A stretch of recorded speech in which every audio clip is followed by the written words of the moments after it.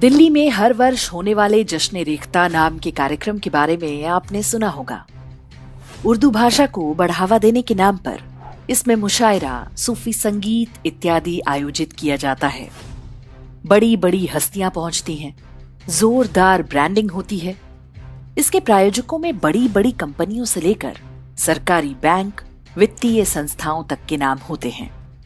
लेकिन उर्दू की आड़ में इस देश में क्या चल रहा है, ये हम सबको पता होना चाहिए। क्या आपने गाजी इल्मुद्दीन का नाम सुना है?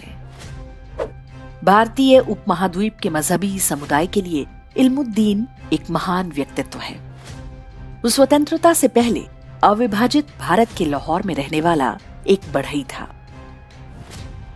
मात्र 19 वर्ष के इल्मुद्दीन ने उस समय के प्रसिद्ध पुस्तक प्रकाशक महाशय राजपाल की चाकू गोदकर हत्या कर दी थी।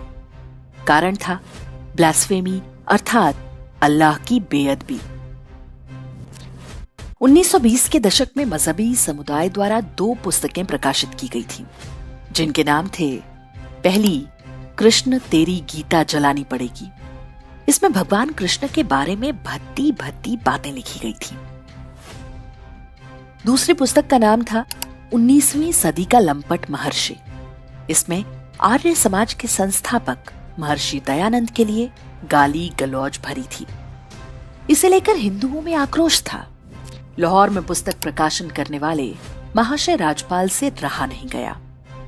मजहबी समुदाय को उन्हीं की भाषा में उत्तर देने के लिए उन्होंने 1924 में एक पुस्तक प्रकाशित की, जिसका नाम था रंगीला रसूल। ये पुस्तक पूरे संदर्भों और तथ्यों के साथ लिखी गई थी।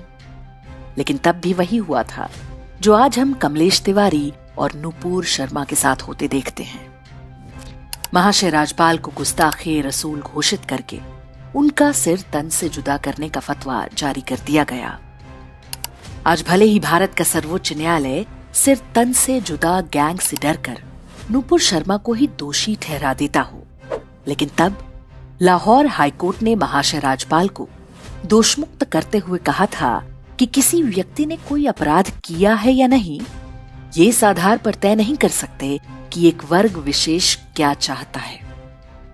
आज से लगभग 100 वर्ष पहले लाहौर हाईकोर्ट की ये टिप्पणी आज के स्वतंत्र और सेकुलर भारत की न्यायपालिका के लिए एक सबक है। उस समय बड़े नेता जिन्ना, मोहम्मद अली जौहर और शायर इकबाल ने कट्टरपंथियों को उकसाना जारी रखा। गांधी जी ने भी उल्टा महाशय राजपाल को ही दोषी बता डाला। इससे मजहबी उन्मादियों का हौसला बढ़ता गया। महाशय राजपाल पर कई जानलेवा हमले हुए, लेकिन 6 अप्रैल वर्ष 1929 के दिन इल्मुद्दीन ने महाशय राजपाल की चाकू गोदकर हत्या कर दी।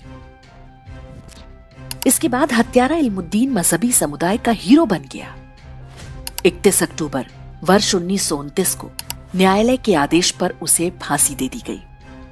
कोर्ट की सुनवाई के दौरान ही इल्मुद्दीन ने स्वीकार किया था कि वो समलैंगिक है। उसके बॉयफ्रेंड ने उसे धोखा दे दिया था। इल्मुद्दीन आत्महत्या करना चाहता था, लेकिन किसी कट्टरपंथी ने उसे समझाया कि मरना ही है तो कुछ ऐसा करके मरो जिससे अल्लाह खुश हो जाए।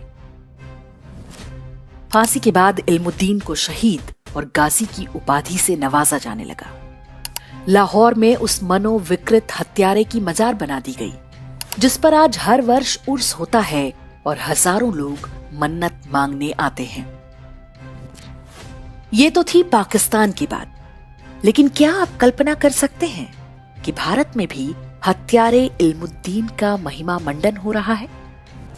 जश्न रेख्ता का आयोजन करने वाले रेख्ता फाउंडेशन की वेबसाइट पर हमें ये पुस्तकें मिली।